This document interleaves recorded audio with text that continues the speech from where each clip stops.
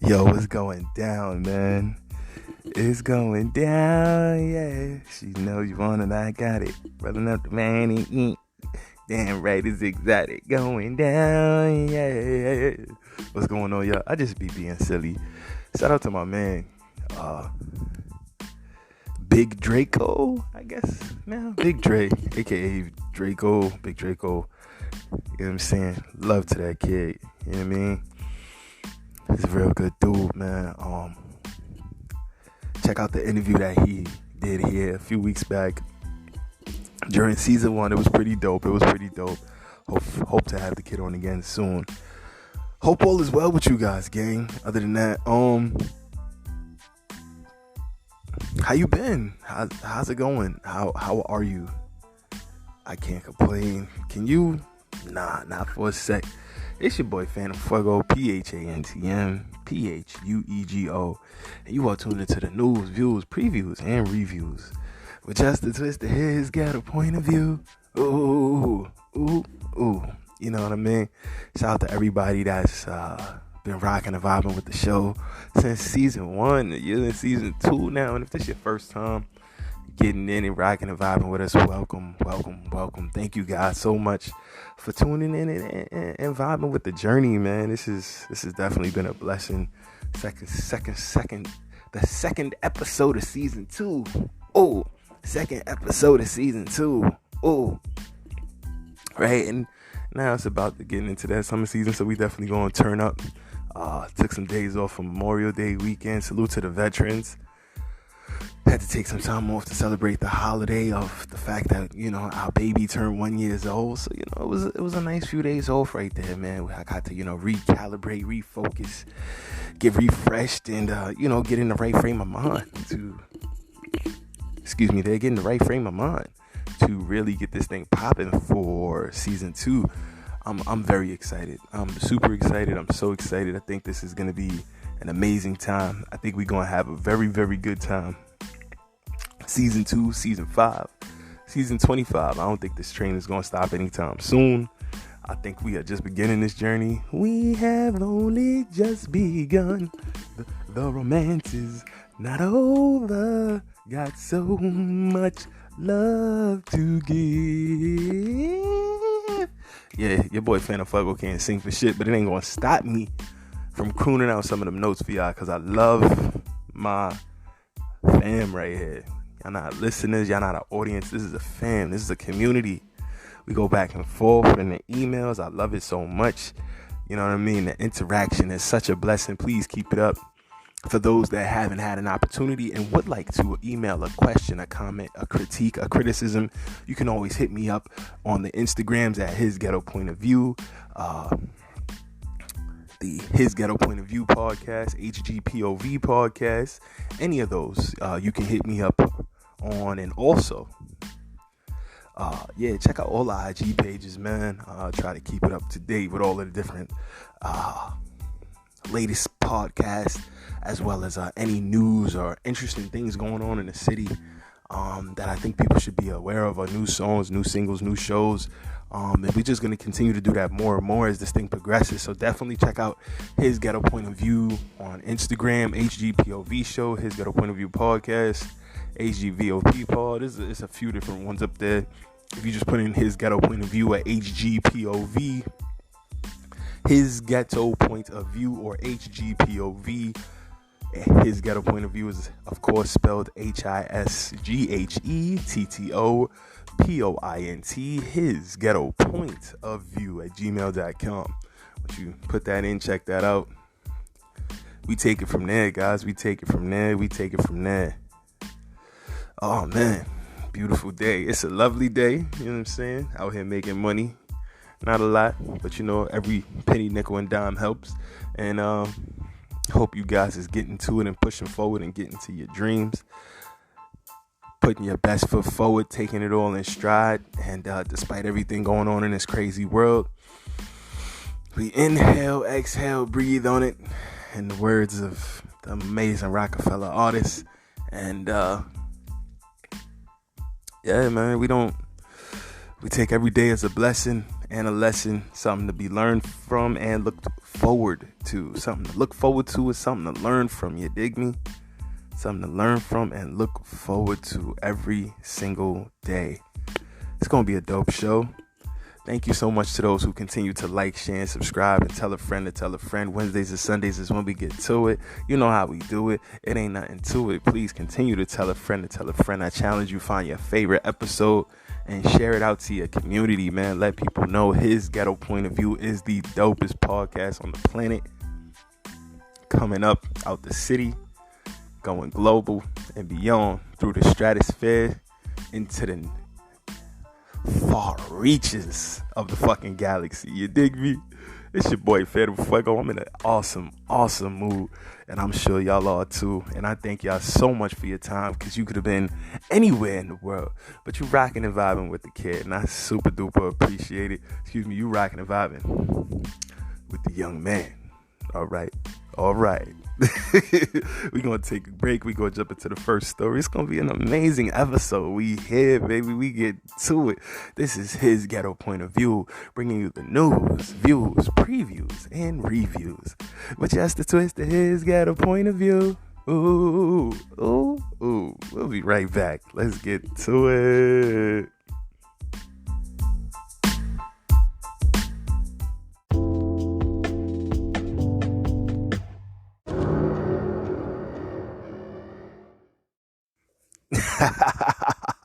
Yeah, we back, gang. We back. So please, guys, as always, continue to like, share, subscribe to the show. Tell a friend to tell a friend. Make sure you hit your notifications, so whichever platform you're on, whether it be Anchor, Spotify, Radio Republic, Pocket Cast, Radio Cast, whichever platform you're listening on, gang, you make sure you get the latest episodes and you know when we go live.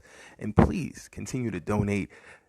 PayPal.me/PhantmFuego, PhantmPhuego, or at Venmo at Phantm, Phantm-Fuego,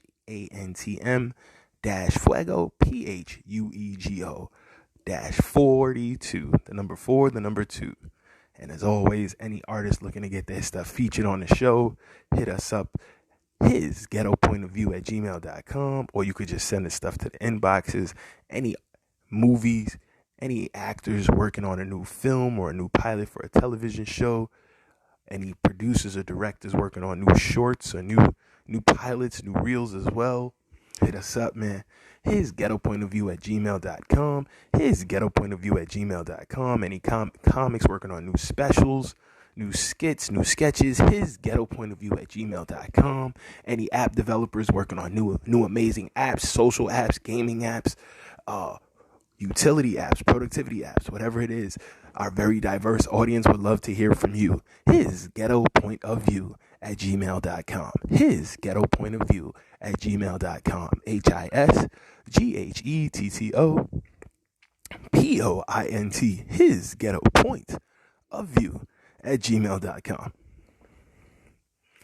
All right, gang. So been a rather interesting week. These playoffs is heating up. Shout out to the Knicks. They had an excellent series. But they were taken out by the Atlanta Hawks. Which is a good and a bad thing, because I think people may have soured on a second round experience that only included people that have been fully vaccinated. And I'm just being honest, man, because that's a lot to ask people who still may have some reservations. And I felt the whole time that was the goal. That was what they were pushing. And it was like, nah. But next season, they're not going to let people into the arenas that aren't vaccinated. So, good luck. Yeah, man, this is definitely going to be interesting times. So, as I said, going forward into the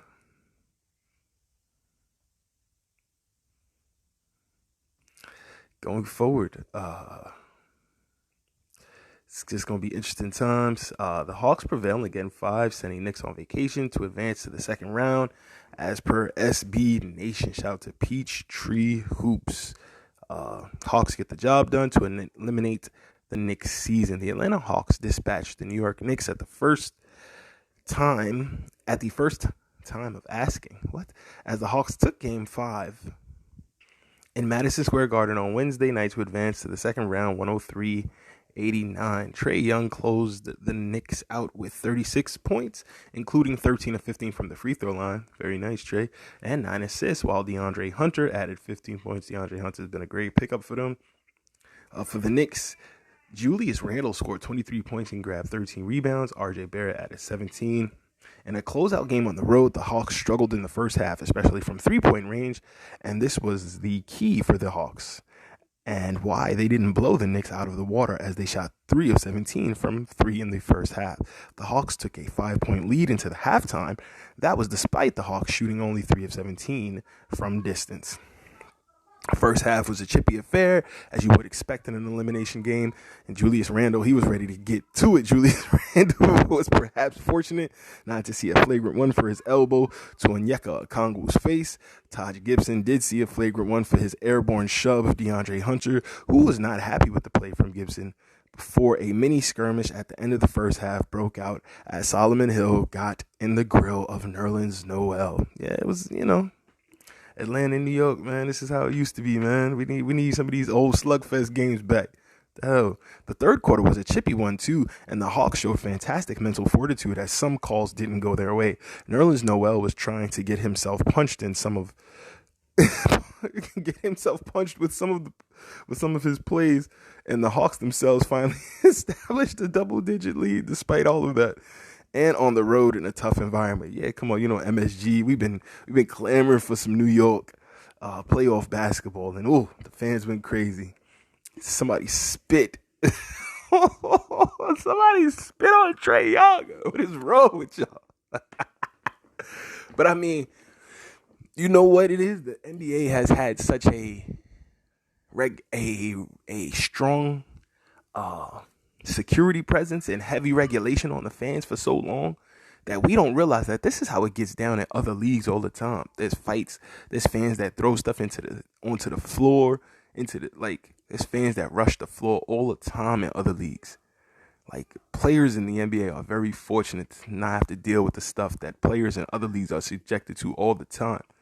In the NBA, you really feel like you're just a player, you know what I mean? And you're playing a professional sport, while in other leagues, you really realize it's really entertainment on top of it being a sports league.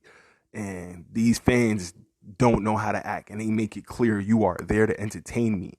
And I feel like a lot of the NBA players have been insulated from that for so long that now that you're having fans who are rabid and really dying to get out and get back to the game, and their mental state might not be the same as it was when they was able to get out all the time, you're going to have a little more rabid people. You're going to have people being more aggressive, more hostile, and unfortunately they need to get more security in these arenas to accommodate for that, because these are things they should have known were going to happen. Anybody should have known that. But anyway, the Hawks missed a decent opportunity at the end of the third quarter to extend their lead with a little further, and every little burst the Knicks had in the fourth. And with every little burst the Knicks had in the fourth, the Hawks had an answer for, and they took care of the lead when it mattered most. Behind 18 points in the fourth quarter from Young, including huge threes, the Hawks were able to close out the Knicks and win their first playoff series since 2016 against the Boston Celtics. I asked this question in the Peachtree Hoops Slack, and I'm interested in the general consensus now that it has happened. Which was the better closeout win, Game 6 in Boston in 2016 or Game 5 in New York in 2021? Just curious. Usually I like to list the quotes here and there and perhaps look at film, but we'll do things a little differently today. Okay, pretty cool article. Shout out to Peachtree Hoops for that, SB Nation. Shout out to the Hawks for moving on and advancing to the second round. Sure. Also, the Philadelphia 76ers, who I have winning the entire thing. Quote me. I have the Philadelphia Sixers winning the entire thing. Playoff bell ringer. Sixers advanced the second round with 129-112 winning Game 5. Now the Sixers are going to play the Hawks. To be honest with you, the Knicks would have been a better match for the Sixers because the Knicks have a bit more balanced play. The Hawks have a ton of perimeter play. They have 3-point snipers all around the perimeter. They've got maybe one guy that you can really rely on to bring it in the box consistently, and then a slasher. You know, DeAndre Hunter is definitely a tweener slasher guy. Yeah, they got one dude that they can rely on for like 17, 18 in the box every night. Everybody else that plays in the box, like Deadman and them, they're really not as reliable for their offensive explosion, but they have so much firepower from beyond the arc that it might not matter, that they may be able to just make it happen.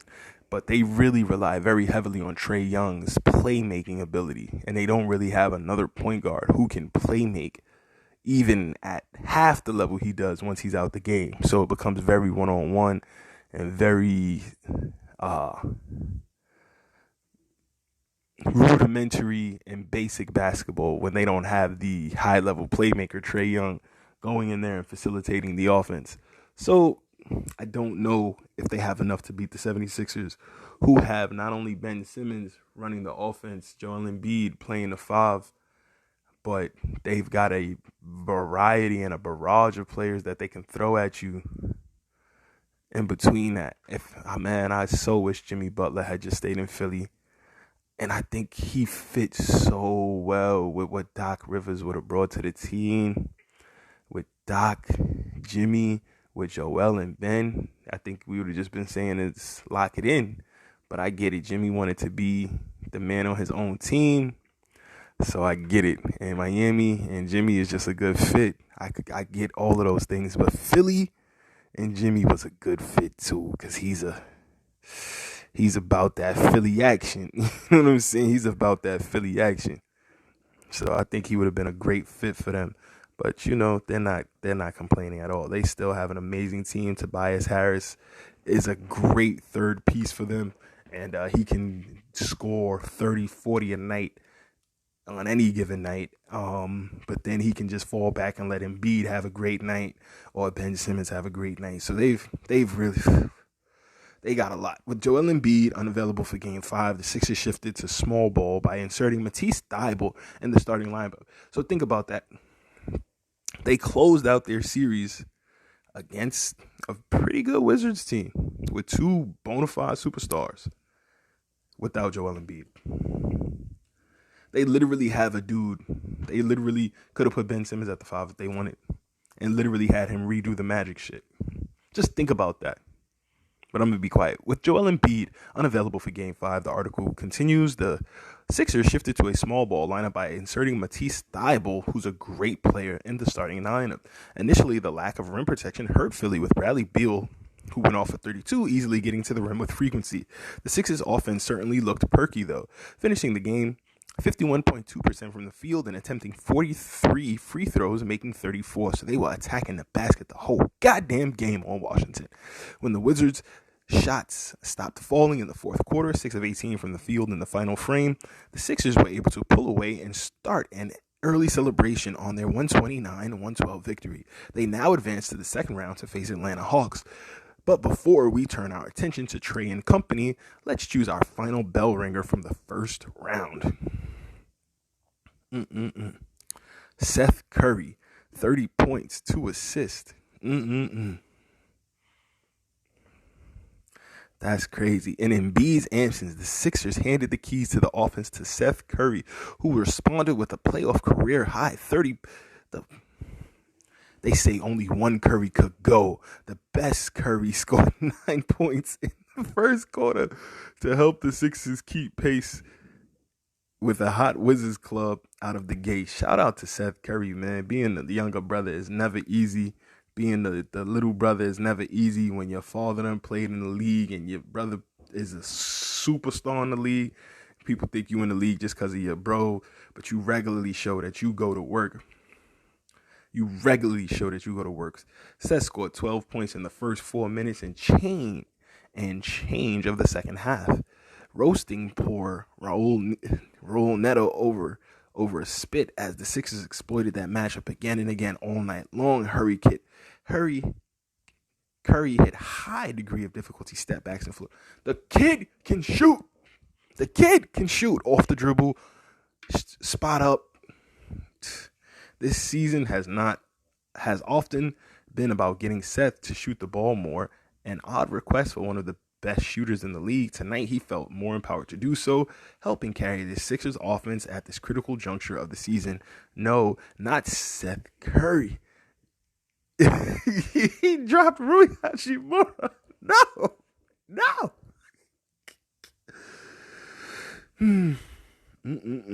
Tyrese Maxey, an excellent pickup. Yo, these UK kids don't play, man. Tyrese Maxey, I knew he was a beast coming out. I don't even understand how he went so low. I do not understand how he went so low. The Knicks needed another scoring guard. But anyway, Maxey was probably behind. They got quickly, though, so you can't really be too mad. But Tyrese Maxey, 13 points, 6 rebounds, 2 assists, 1 steal. Maxey was probably behind a few guys in the regard to actual reason the Sixers won this game, but spiritually, the rookie owned this game like no other player. The phrase, not afraid of the moment, was created for Tyrese Maxey. For a stretch in the first half, it was the rookie trading blows with Bradley Beal and Russell Westbrook. He reigned in pull-up jumpers and fearlessly attacked the Washington big men at the rim. This dude has always been about that action. He don't care who the other team got. He don't care how big their team is. He don't care the names on their jerseys. Tyrese Maxey came out here to ball. He reigned in pull-up jumpers and fearlessly attacked.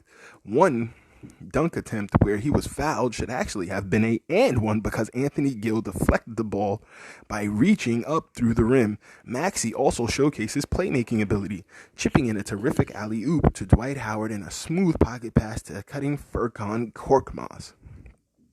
Basically, you haven't witnessed pure joy until you've seen this 20-year-old bouncing up and down after converting a gorgeous scoop shot in the playoffs. Yeah, he's different. Ben Simmons, 19 points, 10 assists, 11 rebounds, 1 steal, 2 blocks, only 4 turnovers. After criticism, both deserved and undeserved, following Game 4 loss, Simmons stepped up with his 3rd career playoff triple-double, second only to Wilt Chamberlain in franchise history, who has currently 8. Shout to Wilt, is still one of the best players of all time, arguably the best player of all time, but because of his off-the-court antics, allegedly because of his off-the-court antics, he doesn't get that shot. He halted the Hackabin in the first half by making 3 of 4 free throws across 2 possessions. Shot has been getting much better this season. Doc Rivers has been helping him so much along with their shooting staff. It's been a blessing. And having a Curry on your team to work with after practice doesn't hurt either. More importantly, though, he picked his spots to be aggressive offensively. Ben took advantage of his foot speed advantage over Daniel Gafford, driving twice past him for buckets. Later, he noticed Ish Smith switched on to him and attacked the paint for 2 points against 6'10", 6'11" point guard. And he's fast like a gazelle, and he jumps out the gym, and he's so big and strong. Add in the outstanding defense, playmaking, and terror-inducing transition game, and Ben was the all-around dominant force tonight we know he's capable of being. Tobias Harris. This is why they brought Long Island Tobias to the goddamn Philly. And this is why they kept Long Island Tobias over Jimmy Butler. Because at the end of the day, Jimmy Butler is arguably a better leader, more aggressive. But that might not be what they needed for this team. If they want Ben Simmons and Joel Embiid to grow into their leadership roles, Long Island Tobias, while he is a leader on the team, he's going to lead more by example. He's a more reserved, mild-mannered version of the two, and he's still going to drop in 30, 40 points a night. But you ain't got to worry about his personality overshadowing Ben Simmons and Joel Embiid. So you might kind of think of the season when they brought Tobias and Jimmy in as kind of a trial of which one they wanted to keep. They kept the right one. After the Game 4 blip, Harris turned to torching the Wizards. He was far too quick for Gafford and abused Rui Hachimura with pull-up floaters off coming off screens. Rui is nice, but Long Island Tobias is just something special. In addition to getting to the foul line 10 times, Tobias also made some really high-level passes, finding Simmons twice under the basket out of double teams in the fourth quarter.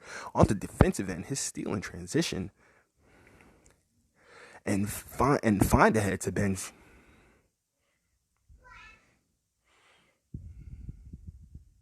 Oh, talking about Tobias Harris and find ahead to Ben Simmons to make it an 82-78 game was one of the big turning points. It was an outstanding all-around effort from Toby. I call him Long Island Tobias, New York's own right here, who was asked to do even more than usual and answered the call. They have so many players on this team. Then they got Dwight Howard, 12 points, 8 rebounds, 2 assists, a block. Come on, man. This team is just so profoundly big. The small ball narrative doesn't fit completely cleanly because Dwight Howard had a strong performance off the bench. The big man bounced back from a dreadful Game 3 effort, looking lively around the rim with 3 blocks, crashing the glass for 4 offensive rebounds and drawing plenty of fouls and having a nice 8 of 10 line at the charity stripe.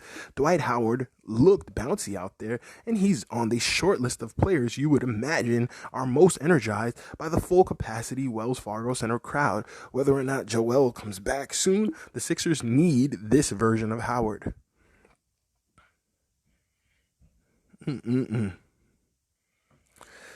Such a great game. I feel that they are just so deep. They have so many pieces. They have a great coach. And I think that it really gets overlooked how deep their team is. People forget that they have Tobias Harris and Dwight Howard.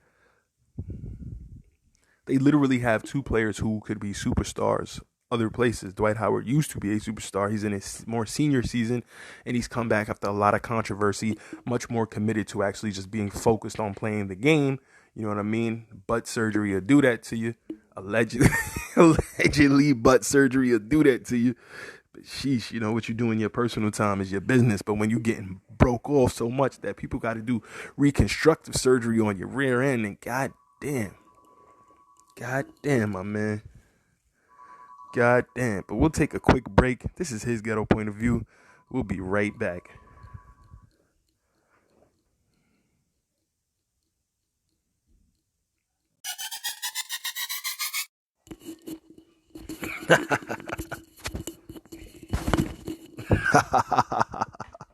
Yeah, we back, gang. We back. So, just to continue on in NBA news, one other article that I found that was really interesting, which I wholeheartedly agreed with. Well, actually, I'll talk about these two. So from Hot Hoops, 2 years out, it's clear the Heat should have traded for Chris Paul. Paul has shown that he still has plenty left in the tank in the last 2 seasons. Absolutely a fact. Pat Riley says that there's winning and there's misery, as the Heat wallow in the ladder after their first round sweep to the Milwaukee Bucks, which is insane after getting all the way to the finals last year. But whatever, Riley may look back at the trades he didn't make. Should he have given Danilo Gallinari the extension he wanted in February 2020? Jay Crowder left after 1 playoff run, and Trevor Ariza may also be headed out the door after a poor playoff performance. Should he have relented and traded Kyler Hero for Kyle Lowry? But he should be kicking himself for the move that, with 2 years of hindsight, looks like the hugest mistake of all. I added that in there. They just wrote biggest. I think that's the hugest mistake of all. Trading for Chris Paul, the point guard. After the Heat executed the sign and trade for Jimmy Butler in July 2019, rumors linked Miami to 2 players, Paul and Russell Westbrook. Both were on bloated contracts, but Westbrook was perceived as the better player. Paul had struggled with injuries and missed the All-Star team in the last 3 seasons. Though coming off a year in which he shot 29% from 3, Westbrook was still a triple-double machine and a perennial all-star. Barry Jackson of the Miami Herald reported that the Oklahoma City Thunder asked for 2 of Miami's 3 young players, Justice Winslow, Bam Adebayo, and Tyler Hero, respectively, in a deal for Westbrook. The Heat held firm. Which is interesting. I mean, even they've already, Justice Winslow is no longer on the team. So Justice and Tyler for Westbrook. How they did that deal?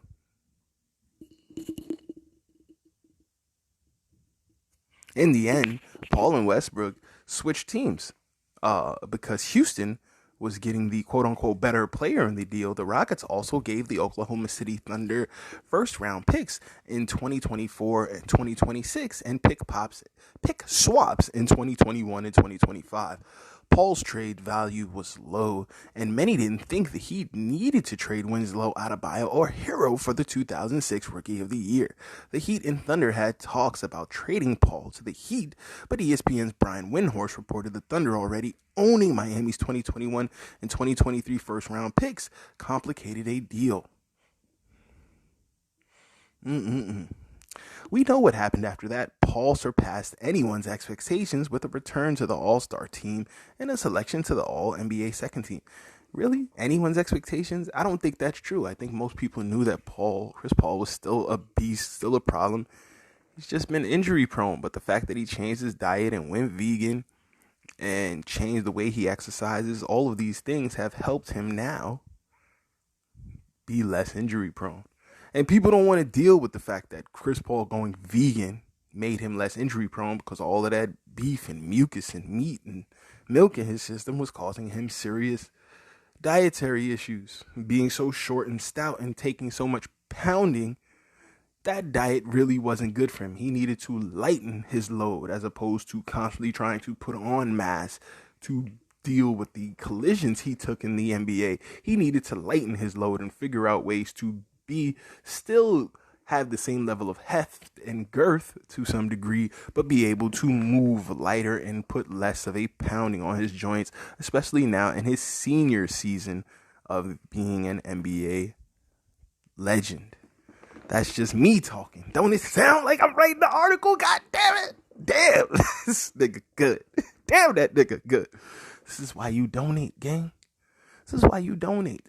PayPal.me/PhantomFuego, PayPal.me/Phantm, PHANTM, Fuego, PHUEGO, or Venmo, Phantm, PHANTM, Fuego, Fuego, PHUEGO, 42, the number 4, the number 2. The article continues. And Paul had another stellar year with the Suns, now on the verge of knocking off the Los Angeles Lakers. I also have to admit that I was wrong. 2 years ago, I wrote a piece saying that the Heat shouldn't trade for Paul, who was on a steady decline, quote unquote. I also said a 34-year-old Paul wasn't worth giving up the flexibility of having cap space in 2021. 2 years out, seeing Paul play as one of the best players in the NBA for 2 straight seasons, and Giannis Antetokounmpo sign a supermax extension with the Bucks, it's clear the Heat missed an opportunity to pair an elite point guard with Butler and not give up significant assets. They damn sure did. That is the way the cookie crumbles. That is the way the cookie crumbles. That is the way the cookie crumbles. Shout out to the Mavericks for beating the Clippers in Game 5, taking a 3-2 series lead.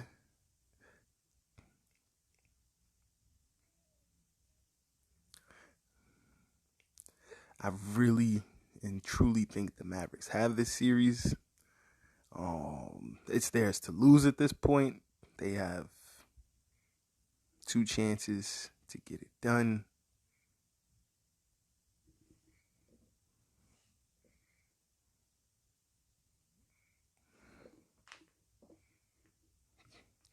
I think they got this. I think this is in the books. And yeah, it's just one of those things, man. It's just one of those things. So, lastly, in NBA news, the Lakers reportedly looked into a Kyle Kuzma for Spencer Dinwiddie trade earlier in the season, which they probably should have did. Once the Nets started retooling, and I think Kyle Kuzma would be a much better fit alongside Kevin Durant and all those boys than he is with the Lakers. And the Lakers desperately need a scorer like Spencer Dinwiddie who can also run the offense. Just is what it is. He can play the one or the two. He can lead your offense. He can be a pick and pop guy, pick and roll guy. He can slash to the basket. He can run the one like a true classical one. And the dude got range for days. Plus, he plays hella good D. I don't think there's any reason not to have traded for Spencer Dinwiddie. There isn't a precedent for what happens when LeBron James gets eliminated in the first round of NBA playoffs because, well, it's never happened before. But it's safe to assume that changes will be made around him if the Los Angeles Lakers are eliminated by the Phoenix Suns this week. That can mean a change at the head coaching position, as it famously has been in the past when underperforming James-led teams, I should say, but it's more likely that it would be a trade, specifically a trade involving one of the few salary ballast on their roster, Kyle Kuzma. Meaning, he's not on a heavy contract yet. He's still getting some of his rookie ducats handed to him. Kuzma has been a more impactful player in his fourth season with the Lakers, but lately the little things he does have been negated by the things he's unable to do when he's asked to play a bigger role. That's been especially evident in the games the Lakers have played without Anthony Davis. But he is not Anthony Davis, and they shouldn't be asking him to do what Anthony Davis does. But okay, whatever. Kuzma signed a contract extension with the Lakers in December, but according to Jake Fisher of Bleacher Report, his name has still been brought up in trade talks. To quote the article, Los Angeles did engage teams with packages involving Kyle Kuzma before March's trade deadline. Sources said Kuzma begins a 3-year, $39 million contract next season. They made a bunch of calls. One assistant general manager told Bleacher Report they were very, very active. I put that second very in there. In addition to their pursuit of Lowry, the Lakers were canvassing the league for opportunities to acquire a rookie-scale player who could perhaps bridge this James Davis chapter in the inevitable post-James future, meaning someone who could pair with Davis as Davis becomes the senior guy, and that guy would be his then Robin to that Davis Batman. Before Spencer Dinwiddie's injury, Los Angeles even inquired about adding Brooklyn's reserve ball handler in exchange for Kyle Kuzma. The issue for the Lakers with finding a trade partner for Kuzma is getting equal value for him. For all of his faults, Kuzma is on a good contract for the production he provides on the defensive end, and that contract looks even better when his shots are falling like they were at the start of the season. Dinwiddie would have been a fair one-for-one trade for the Lakers in theory, but they likely would have to pay him north of $13 million. Of the $13 million, Kuzma is due next season, either this summer or next summer, and the man gonna want it in cryptocurrency. You dig? And Spencer Dinwiddie going to want it in cryptocurrency. Don't play with him. Send it in Monero to his account right now. Stop playing. And at that point, you'd probably rather have Kuzma. I don't know if I'd rather have Kuzma because I have to pay him north of $13 million. That's not to say finding a trade for Kuzma is impossible, but it's not as simple as just shipping him out, nor should it be. Whatever the case may be, expect the Lakers to be aggressive this offseason. But I mean, Kyle Kuzma is a legit great player, and when he gets the opportunity to be in the right place and allows him to play that tweener 3-4, sometimes big 2 role that he enjoys playing, and gives him more freedom to be showcased, he's going to be a killer in this league, and that's just the bottom damn line. Because Phantm Fuego said so, you dig me? This is his Ghetto Point of View, bringing you the news, views, previews, and reviews. With just a twist of his Ghetto Point of View. Ooh, ooh, ooh. I mean, definitely appreciate you guys for always taking the time to rock and vibe. Y'all could be anywhere else in the whole world, but you're here with me. And in very interesting political news, Donald Trump, according to an article in the New York Times, expects to be reinstated as president by August of this year. There was a other contrasting article when I did some additional research that said he actually was talking about being reinstated as the president of Trump University because of some of the scandals that he had, some of the lawsuits that he had with people for his realty and investment courses.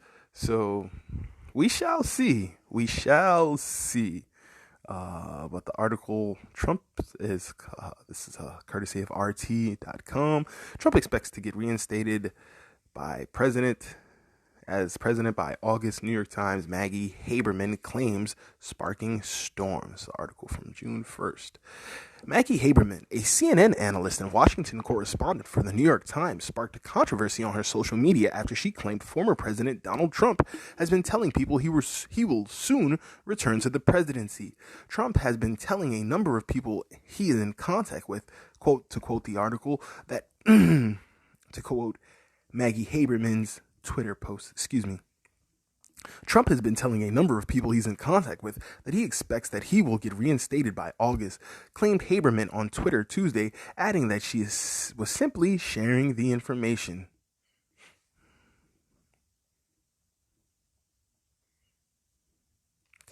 And one person named Donnie O'Sullivan, who replied to her tweet, said talk of a Myanmar-style coup in the United States has been popular among some Trump supporters and QAnon believers for months. For those that haven't been paying attention, in Myanmar, it is absolutely crazy.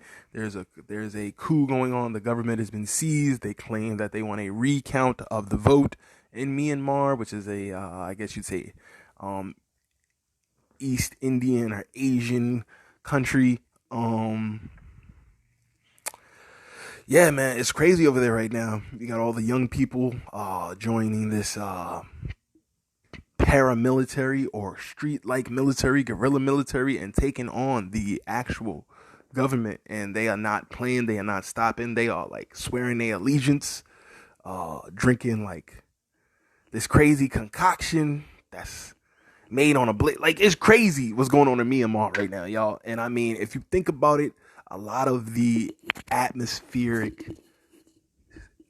similar things are bubbling in our atmosphere right now, where you have people questioning the validity of the vote. Listen, I didn't say you are personally, but a lot of people are. And if you are one of the people personally questioning it, you have every right to. Literally almost half of the country is questioning the validity of the vote. And then with a lot of things that have been going on since our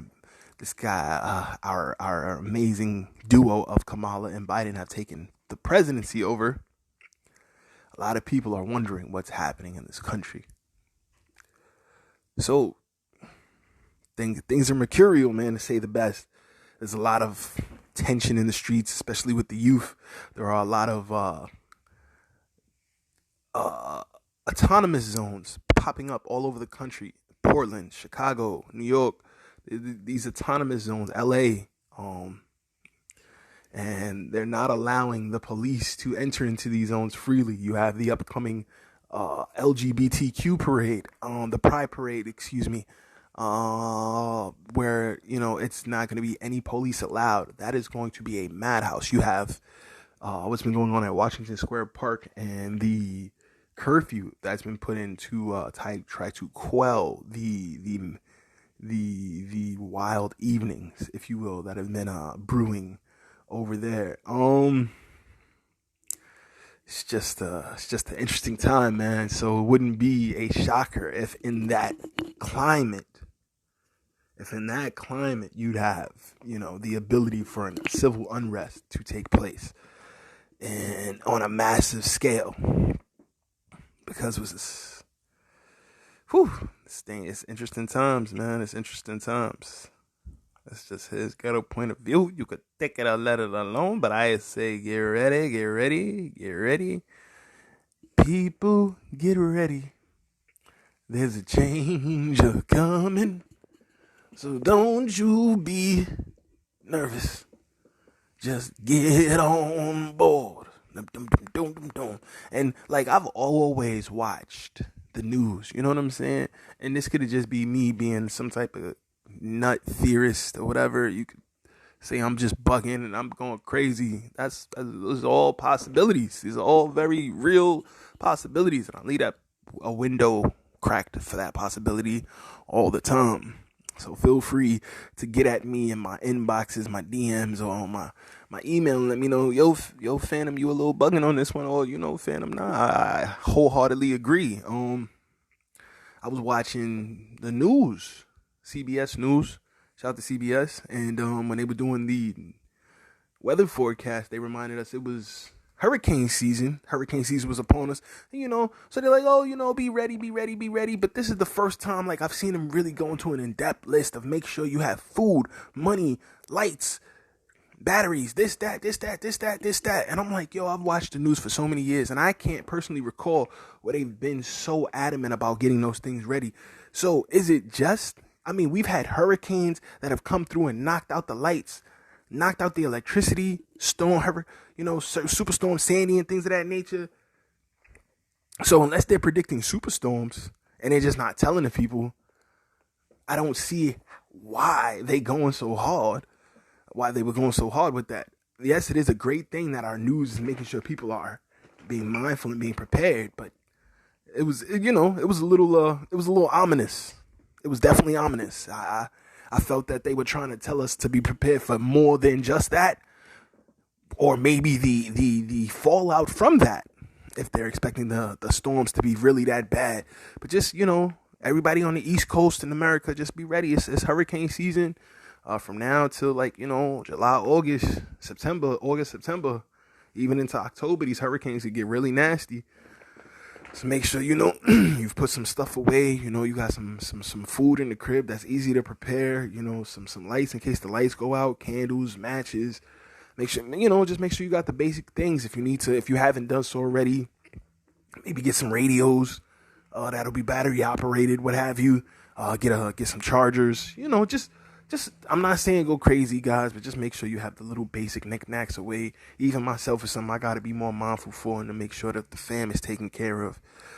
Just something that we have to do as people who want to make sure we are personally okay, but also want to make sure our families is good. Never hurts to be a little prepared. It never hurts to be a little prepared. Never hurts to being a little prepared can save a lot of headaches. It's just his ghetto point of view. Ooh. You know what I mean? And I believe it was Elise Finch who was doing that reporting. So shout out to Elise Finch and CBS, even though I give CBS a lot of shit because of all the craziness they got going on over there with Gayle King and Norah O'Donnell, Gayle King, and that mad duo, and all of the madness they do. I think telling people to be prepared at times like these is definitely a good look. So after another user questioned whether Haberman was referring to the presidency, quote unquote, she confirmed. So they're talking about the presidency.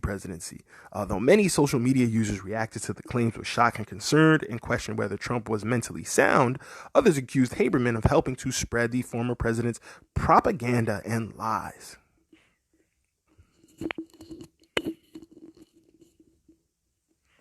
Somebody replied to Maggie, he really doesn't believe that. He's using it to fundraise and to keep the crazy base engaged, and that should be included in the reporting.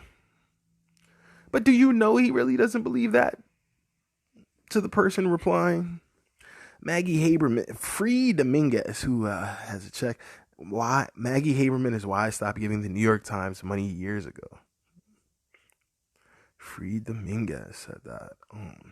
Another person wrote, quote unquote, telling another number of people he's in contact with equals directly calling Maggie and telling her to write this.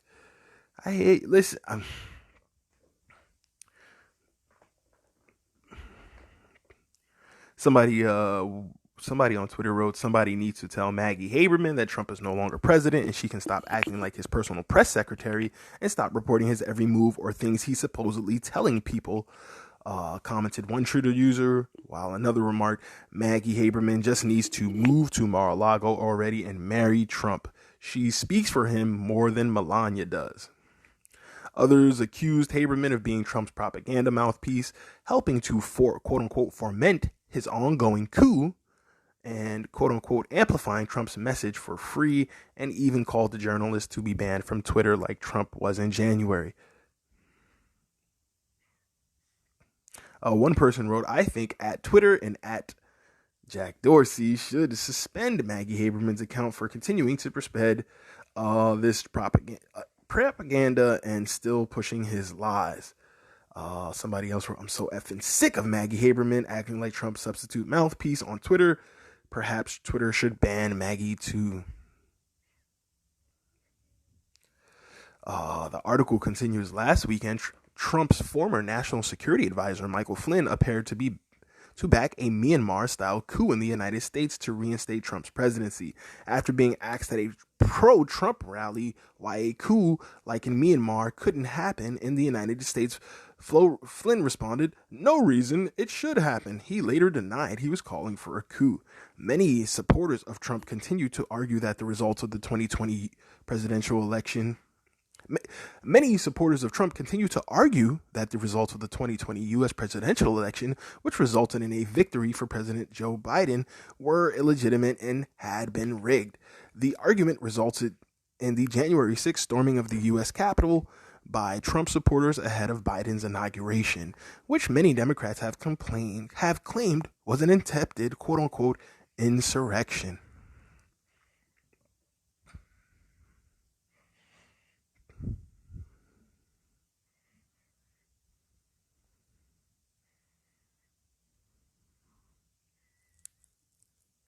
Oh, in other news, Bill Maher, entertainment mogul, who was fully vaccinated, contracts COVID-19.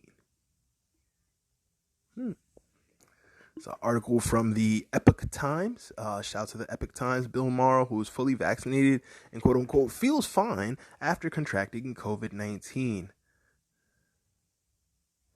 Political show host and comedian Bill Maher, who is fully vaccinated, has tested positive. Very interesting. Shout out to the Epoch Times for that. Don't know. I mean, I've been seeing a lot of information in regards to that a lot of the people who've been contracting COVID lately are the people, who have been getting the vaccination. Like they are an overwhelming majority of the new cases. And if that's the case, what the is going on? There was a Yale professor who stated that, and I had reported on that in a previous episode, that a lot of the cases were people who were getting COVID-19. And I had asked the doctor about that, and the doctor got really upset. He was like, that person doesn't know what he's talking about. And as he was encouraging me on, the steps I should take with my family, in regards to securing our health,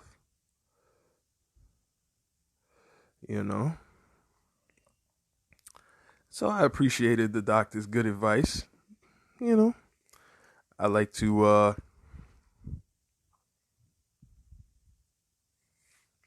see all the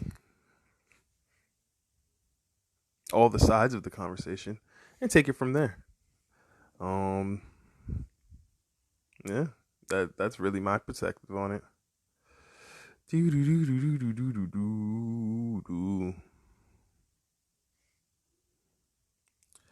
And this is just his ghetto point of view.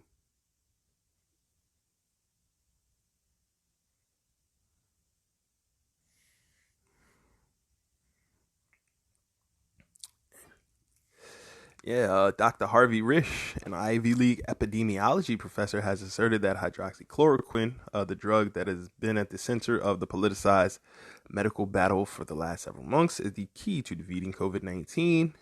This is an article, Yale University professor Baxtello Emanuel on hydroxychloroquine as cure for COVID.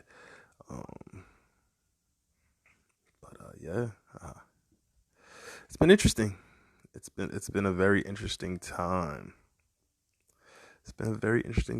But we'll take a quick break, gang, and we'll be right back. Shit.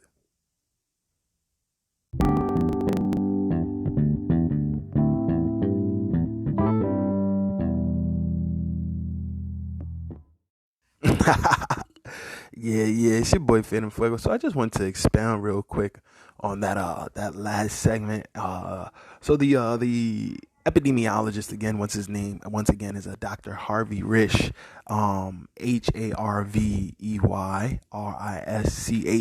Dr. Harvey Risch. He's an epidemiologist and he's a professor of public health. Like, so this dude deals with keeping, large groups of people healthy and being able to live, work, and play and populate, metropolises, etc., where a lot of that work would be very prevalent as opposed to in more rural areas where you may not have as much as large densely built population. So the work this man does and the what Yale University pays this gentleman to do is not a fucking joke. You know what I'm saying?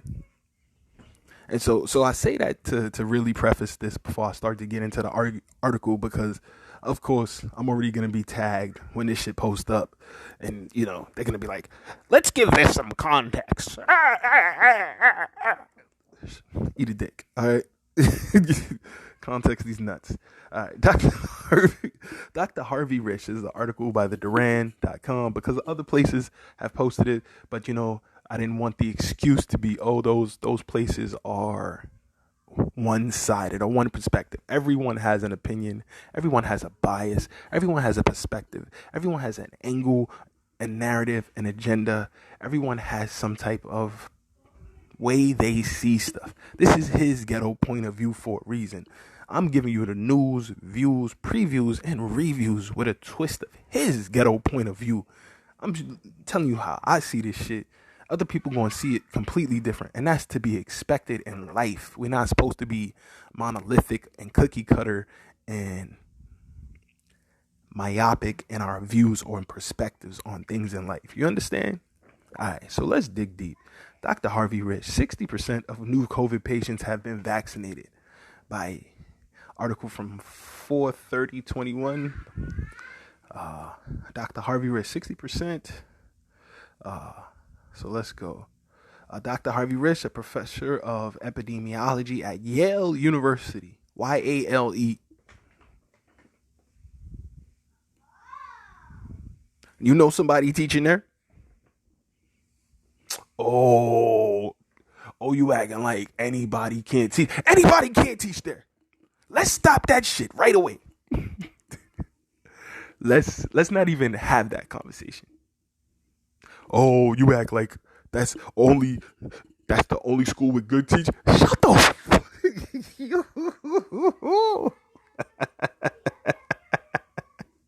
All of the dumb shit that y'all motherfuckers gonna say, let me help say it for y'all.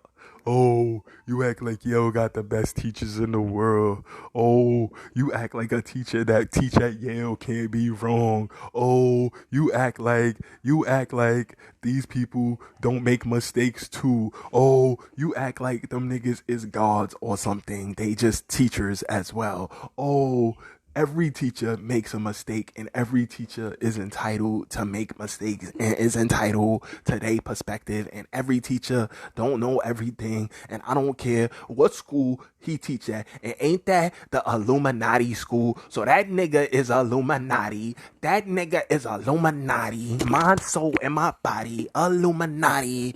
All through your body, blows like a 12-gauge shotty. Hail Mary, nigga. No, alright? The fuck is you talking about? What the fuck are you talking about? Let's just stop and listen to the article. You know what I'm saying? Yeah. YALE. You can say Skull and Bones, Secret Society, all that. That's a fact. The nigga still teach there. You still had to be smart enough to deal with those fucking brilliant students. Yes? Can we at least agree on that? All right, cool. So, Dr. Harvey Risch, a professor of epidemiology at motherfucking Yale University, nigga, has calculated that upwards of 60% of all new cases of the Wuhan coronavirus, quote, in quotations, COVID-19, are occurring in people who are already vaccinated for the disease.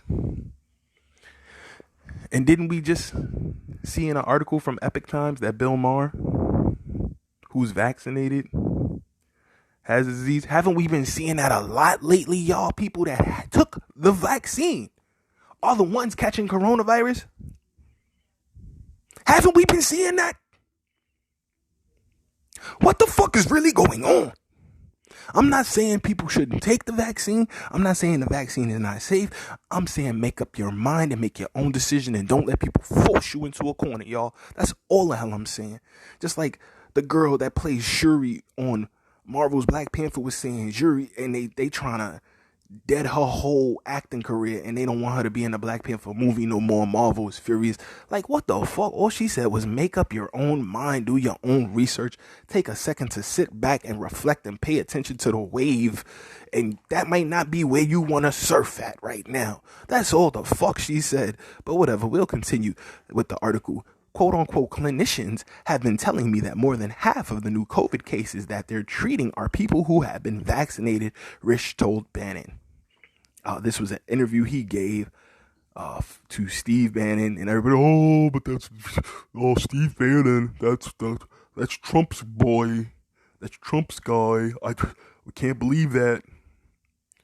I just want to know, can just somebody please explain to me, as I asked the doctor before he flipped out on me and just yelled at me, why would a professor from Yale University put his career in jeopardy, put his name in jeopardy, put his reputation that he's built up as an epidemiologist and to be one of the heads of the public health department at... Do I have to keep repeating this, niggas? Ladies and gentlemen of the jury, do I have to keep repeating that? No? Yes? Tell me. I'd like to know. All right. His Ghetto Point of View at gmail.com. His Ghetto Point of View at gmail.com. His Ghetto Point of View at gmail.com. HISGHETTOPOINT. His Ghetto Point of View at gmail.com. Tell me why the freak I'm bugging. Tell me why I'm crazy. Tell me why I'm crazy. Tell me why I'm crazy. Tell me why I'm making no sense.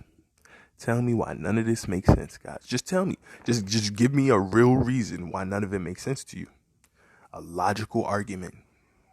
Present articles, links to conversations, all that. I love it. I love it. CDC stuff.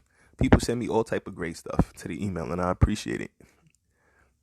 In addition to sending donations, which they do to paypal.me/phantomfuego, PHANTMPHUEGO, or at Venmo at Phantm-Fuego-42, the number 4, the number 2. People also send me all these amazing articles to check out, all these different references, all this source material to look at, and that super helps me to do what I do here. And it shows me the type of wave and the direction y'all want the show to go. And it lets me know that what I've been on and the wave that I've been riding is the wave that y'all ride. And we're creating a family and a collective here of people who like this type of shit. And I love y'all for it. And this is y'all community. So I hope y'all all can vibe and love each other too, man. And let's keep building this and moving it forward. But anyway, the article says, while Americans who buy into the pandemic narrative have been led to believe that the jabs will protect them against serious symptoms should they test positive, Risch says that the medical establishment is looking at things a little bit differently. I think the American public has been sold on the vaccine by the research that shows that they reduce the infection of mild to moderate symptomatic infection by somewhere between 60 to 90%, depending upon age and vaccine. However, that is not the measure that the Public Health Infrastructure Administration and Dr. Fauci are using to look at the efficacy of the vaccine.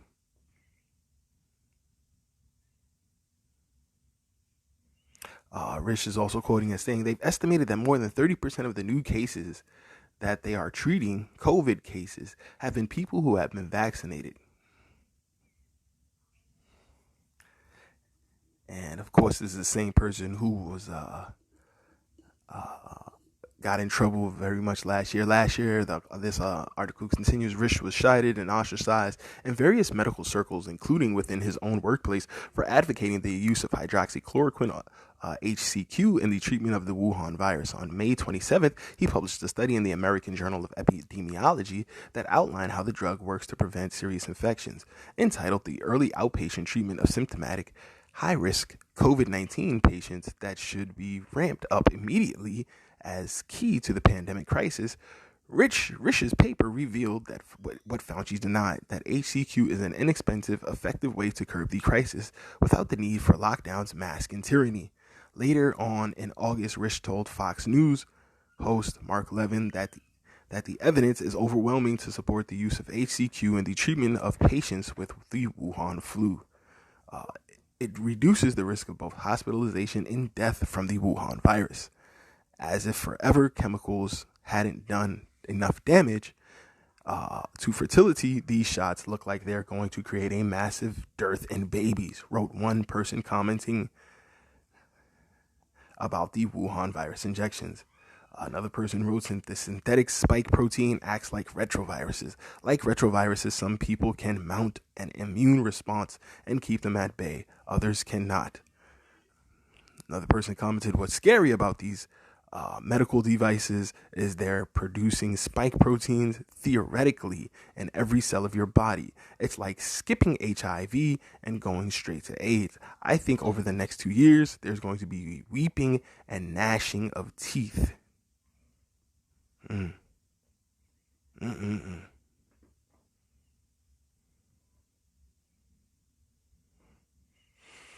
is very interesting, guys. The Duran.com for this article. Whew. Dr. Harvey Risch, HARVEYRISCH. And again, you can say anything you want about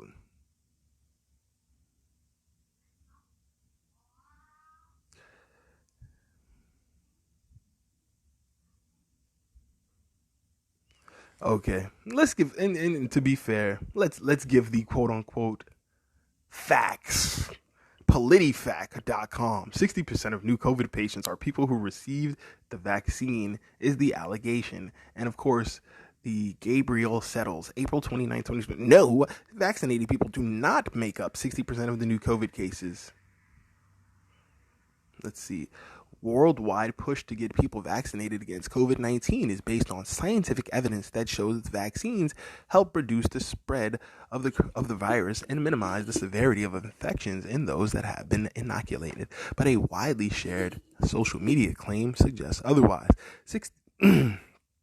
Yale public health professor, quote unquote, Yale public health professor suggests 60% of new COVID patients have received vaccines, reads a screenshot of a headline shared on Instagram. The article pictured goes to quote, Yale professor Dr. Harvey Risch. "Clinicians have been telling me that more than half of the new COVID cases that they are treating are people who have been vaccinated." The post was flagged as part of Facebook's efforts to combat false news, quote unquote. I'm putting air quotes up like a motherfreaker, and misinformation on its newsfeed. And of course, PolitiFact says, "Read more about our partnership with Facebook." Now, with everything you've seen go on, understand that this article is written by people who have a clear partnership with Facebook. So do they have a horse in the race? I'll leave that up to you to decide.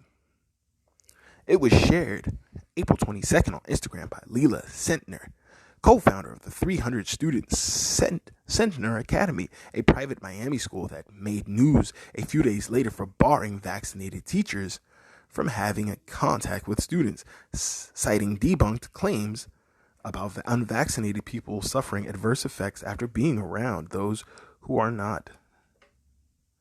Debunked claims. See that? Women's menstrual cycles and fertility are affected by being around people who have received COVID-19 vaccines.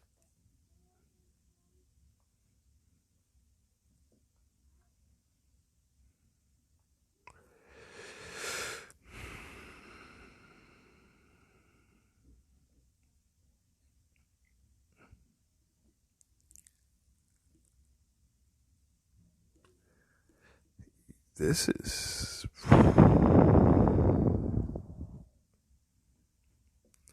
guys, if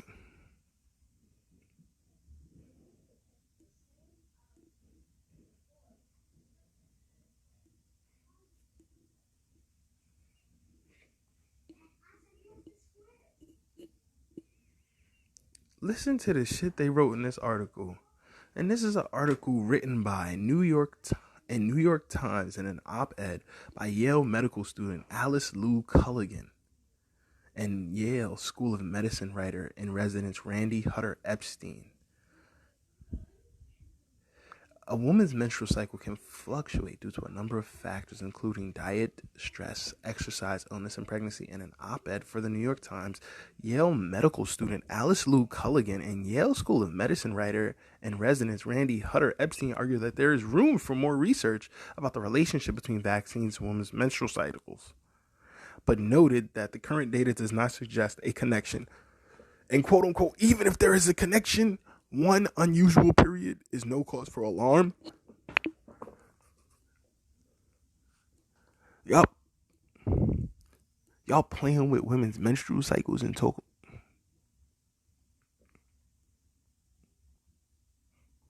This is what they wrote in the New York Times. One unusual period is no cause. So what the fuck are you talking about?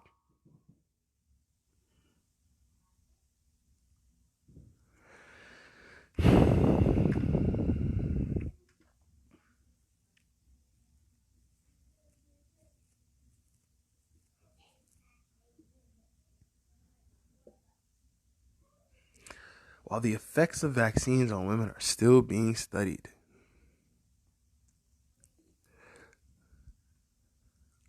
data so far collected indicates they're safe.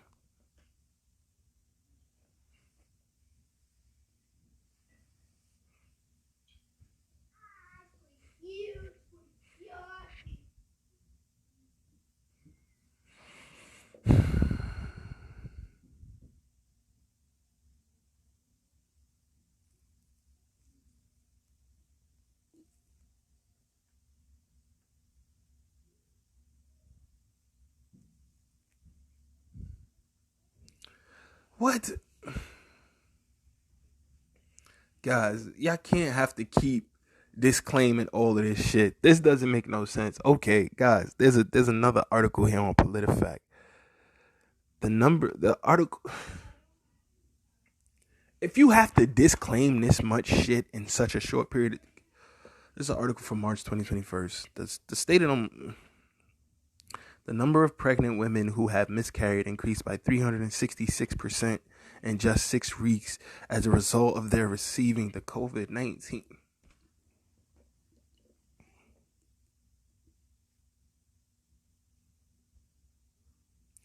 Guys, what the fuck is going on?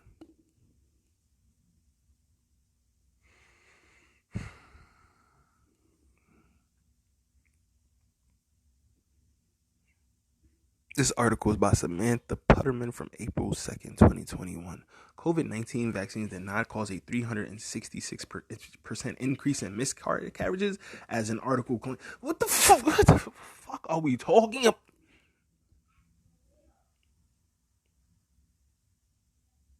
Why are you so upset, Phantm? Why does this bother you so much? Guys, we talking about babies dying. This is allegedly a 366% increase in babies dying in just 6 weeks when the moms took the COVID vaccine.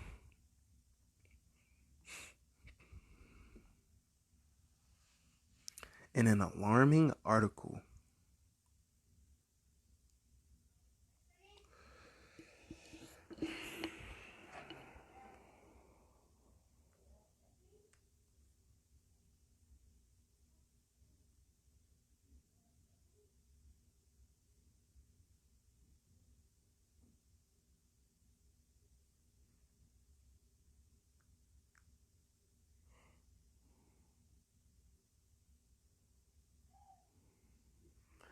guys, I'm sorry. I just lost it.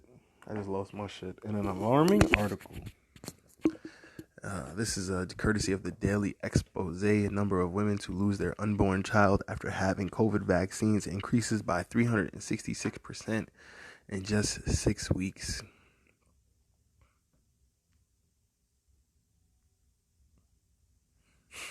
Article says this article from March 21st. The government have released new weekly reports on guys, I can't even read this shit. This shit is so fucking sad.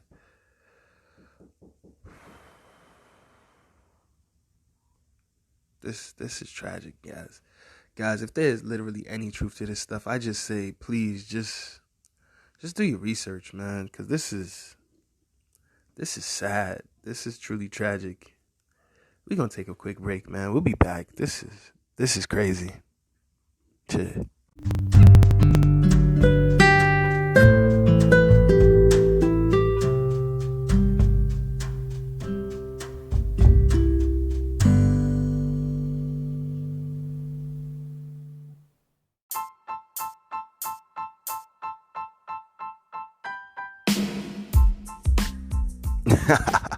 Yeah, man. Yo, I'm very, very bothered by what's going on with these news reports, family. I'm gonna dig in, do some due diligent research, and report back to you guys. Cause this is tragic if this is true. A 366% increase in abortions in the first month and a half of them administering a new vaccine is, alarming to say the least, diabolical to say the worst if this is true and they're just keeping it quiet. I'm gonna do some more research, gang. It's your boy Phantm Fuego, Phantm Phuego. Thank you so much, guys. You rocking and vibing with me. You could have been anywhere else in the world, but you're here with me, and I truly, humbly appreciate it. Please continue to donate to his Ghetto Point of View at paypal.me/Phantm Fuego. paypal.me/Phantm Fuego. Phantm Phuego. Or Venmo at Phantm Phantm Fuego. Phuego. Number 4, the number 2. Thank you guys so much. Have a great one. Take care. Be blessed. Stay well. See you soon. Peace.